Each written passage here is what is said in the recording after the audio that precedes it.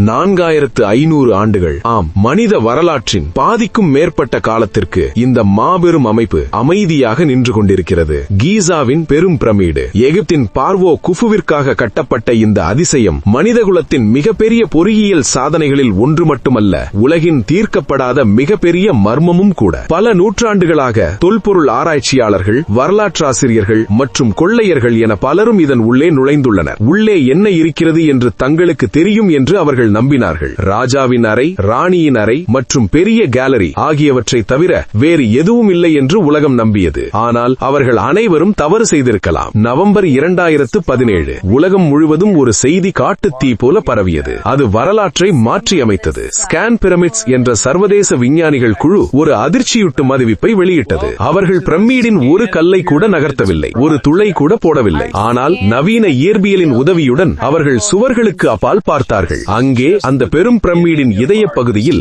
யாருக்கும் தெரியாத ஒரு வெற்றிடம், ஒரு மிகப்பெரிய ரகசிய அறை இருப்பதை அவர்கள் கண்டுபிடித்தார்கள். இது வெறும் ஒரு சிறிய விரிசல் அல்ல, இது ஒரு பயணிகள் விமானம் நுழையக்கூடிய அளவிற்கு பெரியது. கிட்டத்தட்ட 30 மீட்டர் நீளமுள்ள ஒரு பிரம்மாண்டமான வெற்றிடம், தி பிக் வாய்ட். 4500 ஆண்டுகளாக எந்த மனித கண்களும் பார்க்காத, எந்த காலடி தடமும் படாத ஒரு இடம் நம் கண் முன்னே இப்போது நிழலாடுகிறது. இதை எப்படி கண்டுபிடித்தார்கள்? எக்ஸ்ரே கதிர்களைப் போலவே, ஆனால் அதைவிட சக்தி வாய்ந்த ஒன்றை அவர்கள் பயன்படுத்தினார்கள். அதுதான் மியூவான்ஸ். இவை விண்வெளியில் இருந்து வரும் காஸ்மிக் கதிர்கள் பூமியின் வளிமண்டலத்தில் மோதும் போது உருவாகும் துகள்கள். இந்த மியூவான்கள் பாறைகள் வழியாக ஊடுருவி செல்லக்கூடியவை. ஆனால் அடர்த்தியான பாறைகள் வழியாக செல்லும் போது காற்றில் செல்வதை விட குறைவாகவே ஊடுருவும். ஜப்பான் மற்றும் பிரான்ஸ் நாட்டு விஞ்ஞானிகள் பிரமிடின் உள்ளேயும் வெளியேயும் உணர் சிந்தனை கொண்ட டிடெக்டர்களை வைத்தார்கள். பல மாதங்கள் காத்திருந்தார்கள். அவர்கள் சேகரித்த தரவுகள் ஒரு தெளிவான படத்தை காட்டின. பிரமிடின் மைய பகுதியில் நாம் ஏற்கனவே அறிந்த பெரிய கேலரிக்கு நேர் மேலே கற்கள் இருக்க வேண்டிய இடத்தில் கற்கள் இல்லை. அங்கே ஒன்றுமே இல்லை, ஒரு மிகப்பெரிய வெற்றிடம் மட்டுமே இருந்தது. இது ஏன் கட்டப்பட்டது? இதன் நோக்கம் என்ன? இது பார்வோ குஃபுவின் மறைக்கப்பட்ட புதையலறையா, அல்லது பிரமிடு இடிந்து விழாமல் இருக்க பொறியாளர்களால் உருவாக்கப்பட்ட ஒரு தொழில்நுட்ப அமைப்பா? தொல்பொருள் ஆராய்ச்சியாளர்கள் அதிர்ந்து போனார்கள். எகிப்தாலஜி உலகில் இது ஒரு பூகம்பத்தை ஏற்படுத்தியது. ஏனெனில் பண்டைய எகிப்தியர்கள் தங்கள் ரகசியங்களை அவ்வளவு எளிதில் விட்டுக் கொடுப்பவர்கள் அல்ல. இந்த கண்டுபிடிப்பு பிரமிடு எப்படி கட்டப்பட்டது என்ற நமது புரிதலையே கேள்விக்குறியாக்கியுள்ளது. ஆனால் இது வெறும் ஆரம்பம் மட்டுமே. இந்த பிக் வாய்ட் கண்டுபிடிப்பு ஒரு நீண்ட பயணத்தின் முதல் படி. இந்த சுவர்களுக்குள் இன்னும் என்னென்ன ரகசியங்கள் ஒளிந்திருக்கின்றன என்பதை அறிய நாம் அறிவியலின் துணையோடு காலத்தை பின்னோக்கி பயணம் செய்ய வேண்டும். வாருங்கள், 4500 ஆண்டுகளுக்கு முந்தைய பொறியியல் அதிசயத்தின் உண்மையான கதையை தேடிச் செல்வோம். இந்த கதையை புரிந்து கொள்ள நாம் முதலில் இந்த கல் மலையை உருவாக்கிய மனிதனை புரிந்து கொள்ள வேண்டும். குஃபு 4வது வம்சத்தின் பாரோ. கிரேக்கர்கள் இவரை சியோப்ஸ் என்று அழைத்தனர். சுமார் 4500 ஆண்டுகளுக்கு முன்பு நைல் நதியின் மேற்கு கரையில் ஒரு கனவு உருவானது. அதுவரை உலகம் கண்டிராத மிக உயரமான கட்டிடத்தை கட்ட வேண்டும் என்று குஃபு விரும்பினார்.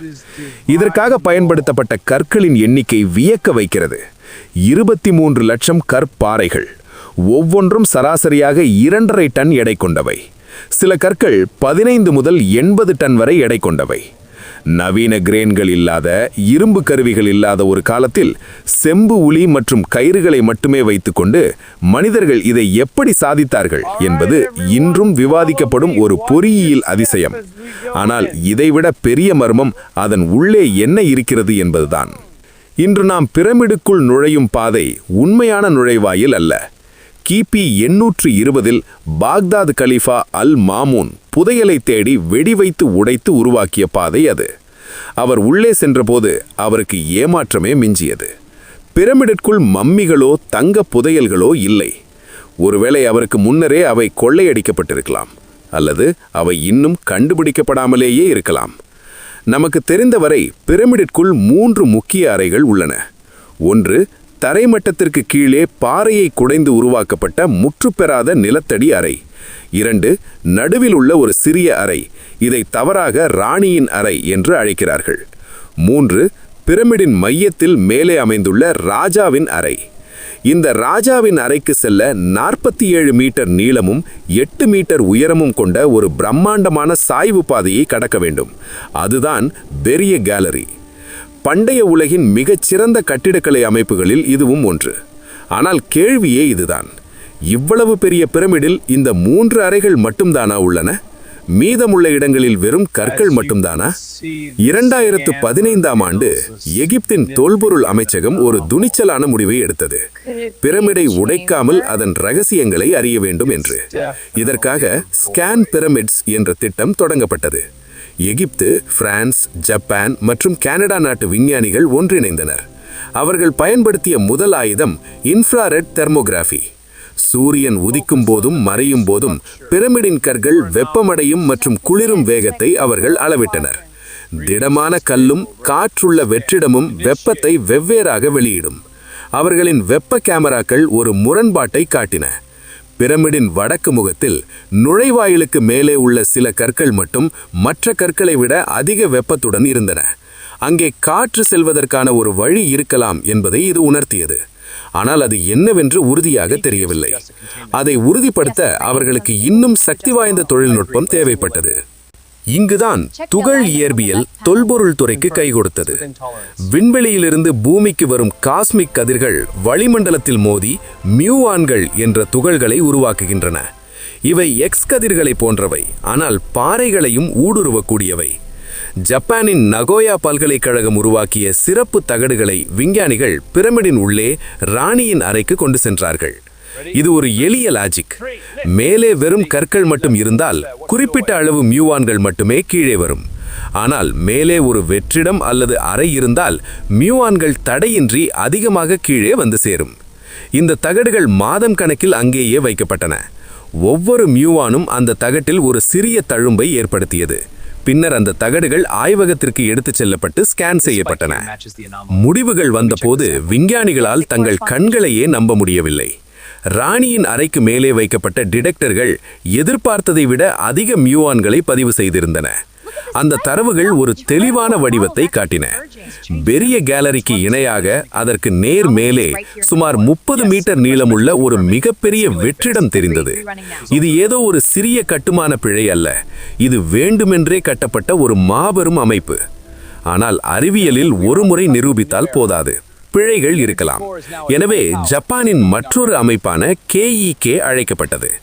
அவர்கள் வேறு வகையான டிடெக்டர்களை பயன்படுத்தினார்கள். பிரான்ஸ் நாட்டின் CEA அமைப்பு பிரமிடிற்கு வெளியே டெலஸ்கோப்புகளை வைத்து ஆய்வு செய்தது. 3 சுயந்திரமான சோதனைகள், 3 வெவ்வேறு தொழில்நுட்பங்கள். ஆனால் முடிவு ஒன்றுதான், அங்கே ஒரு பெரிய அறை இருக்கிறது என்பது. அவர்கள் அதற்கு தி பிக் வாய்ட் என்று பெயரிட்டனர். 2017இல் பிக் வாய்ட் கண்டுபிடிக்கப்பட்டாலும் அது என்னவென்று யாருக்கும் தெரியவில்லை. ஆனால் 2023இல் ஸ்கேன் பிரமிட்ஸ் குழு மற்றொரு ஆச்சரியத்தை அளித்தது. பிரமிடின் வடக்கு முகத்தில் நுழைவாயிலுக்கு மேலே உள்ள சிவ்ரான் என்ற கற்களுக்கு பின்னால் ஒரு சிறிய நடைபாதை இருப்பதை மியூவான் ஸ்கேன் காட்டியது. இம்முறை அவர்கள் வெறும் ஸ்கேன் செய்வதோடு நிற்கவில்லை. ஜெர்மனியின் தொழில்நுட்ப பல்கலைக்கழகம் உருவாக்கிய மிகச் சிறிய எண்டோஸ்கோப் கேமராவை கற்களுக்கு இடையில் இருந்த ஒரு சிறிய விரிசல் வழியாக உள்ளே செலுத்தினார்கள்.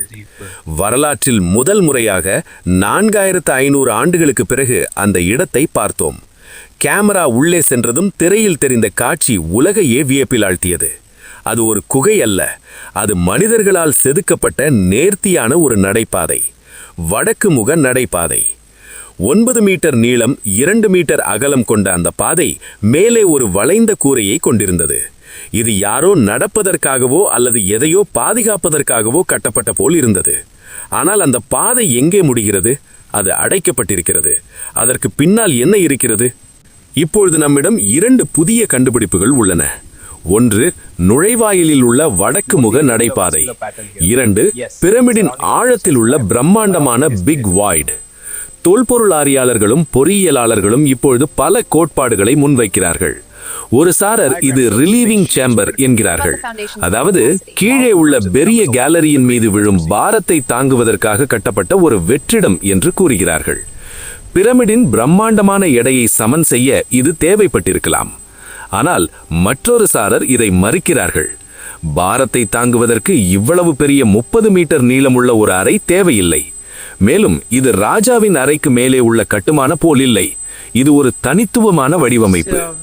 பிரெஞ்சு கட்டிடக்கலை நிபுணர் ஜீன் பியர் ஹவுடின் போன்றவர்கள் பிரமிடை கட்ட உள்ளுக்குள்ளேயே ஒரு சாய்வு பாதையை பயன்படுத்தி இருக்கலாம் என்று நீண்ட காலமாக சொல்லி வருகிறார்கள். இந்த பிக் வாய்ட் பகுதி அந்த சாய்வு பாதையின் ஒரு பகுதியாக இருக்குமோ? அப்படியானால் பிரமிடு கட்டப்பட்ட விதமே நாம் மாற்றி எழுத வேண்டியிருக்கும். எகிப்தியலாளர்கள் இன்னும் ஒரு படி மேலே யோசிக்கிறார்கள். குஃபுவின் உண்மையான மம்மி எங்கே? இதுவரை கண்டெடுக்கப்பட்ட ராஜாவின் அறையில் வெறும் உடைந்த கிரானைட் பெட்டி மட்டும்தான் இருந்தது. அது மிகவும் சாதாரணமானது. ஒரு மாபெரும் பாரோவுக்கு அது பொருத்தமற்றது. ஒருவேளை நாம் பார்க்கும் ராஜாவின் அறை ஒரு ஏமாற்று வேலையாக இருக்குமோ? உண்மையான அடக்கத்தலம் இந்த பிக் வாய்ட் பகுதிக்கு அருகிலோ அல்லது அதன் உள்ளேயோ மறைக்கப்பட்டிருக்குமோ? எது எப்படியோ 21ஆம் நூற்றாண்டு தொழில்நுட்பம் 4500 ஆண்டுகால மௌனத்தை கலைத்துள்ளது. கற்களை நகர்த்தாமலேயே, சுவர்களை உடைக்காமலேயே நாம் வரலாற்றின் இருண்ட பக்கங்களுக்குள் வெளிச்சம் பாய்ச்சி இருக்கிறோம். இன்று நாம் ஒரு புதிய சகாப்தத்தின் விளிம்பில் நிற்கிறோம். 4500 ஆண்டுகளுக்கு பிறகு நவீன அறிவியல் நமக்கு ஒரு புதிய டிஜிட்டல் சாவியை வழங்கியுள்ளது. மியூஆன்கள், தெர்மோகிராஃபி மற்றும் ரோபாட்டிக்ஸ் மூலம் நாம் வரலாற்றின் பூட்டப்பட்ட கதவுகளை திறக்கத் தொடங்கியுள்ளோம். ஆனால் இதில் ஒரு மிகப்பெரிய முரண் இருக்கிறது. 21ஆம் நூற்றாண்டின் சூப்பர் கம்ப்யூட்டர்களும் விண்வெளி தொழில்நுட்பமும் நம் கையில் இருந்தாலும் அந்த பண்டைய பொறியாளர்கள் நம்மை விட ஒரு படி மேலேதான் இருக்கிறார்கள். அவர்கள் உருவாக்கிய இந்த வெற்றிடம் ஒருவேளை நாம் நினைப்பது போல பொக்கிஷ அறையாக இல்லாமல் இருக்கலாம், அல்லது அது பிரமிடின் எடையை தாங்கும் வெறும் கட்டுமான தேவையாகவும் இருக்கலாம். நாம் தேடும் பதில் நாம் எதிர்பார்த்ததை விட மிகவும் எளிமையானதாக இருக்கலாம். ஆனால் அந்த எளிமையில்தான் அவர்களின் மேதமை ஒளிந்திருக்கிறது. இங்குதான் வரலாற்றின் மிகப்பெரிய பாடம் நமக்கு கிடைக்கிறது. ஃபாரோ குஃபு விரும்பியது இரவாமை. தனது உடல் அழியாமல் பாதுகாக்கப்பட வேண்டும் என்று அவர் நினைத்தார். ஆனால் அவரது உண்மையான உடல் எங்கே என்று நமக்கு தெரியாது. ஒருவேளை அது கொள்ளையடிக்கப்பட்டிருக்கலாம் அல்லது காலத்தால் அழிந்திருக்கலாம். ஆனால் அவர் வேறொரு வகையில் ஜெயித்துவிட்டார். அவரது உடல் மறைந்தானும் அவர் உருவாக்கிய மர்மம் இன்றும் உயிருடன் இருக்கிறது. இந்த பிக் வாய்ட் கண்டுபிடிப்பு குஃபுவின் பெயரை மீண்டும் உலகம் முழுவதும் ஒலிக்க செய்துள்ளது. நாம் இந்த வெற்றிடத்தை பற்றி பேசும் ஒவ்வொரு முறையும் அந்த பண்டைய மன்னரின் கனவு நனவாகிக் கொண்டே இருக்கிறது. அவர் கற்களால் ஒரு கல்லறையை மட்டும் கட்டவில்லை, தீர்க்க முடியாத ஒரு புதிரை கட்டியிருக்கிறார். அந்த புதிர் அவரை பற்றியும் அவரது மக்களை பற்றியும் நம்மை தொடர்ந்து பேச வைக்கிறது. இதுதான் உண்மையான இரவாமை. எகிப்திய பழமொழி ஒன்றுண்டு.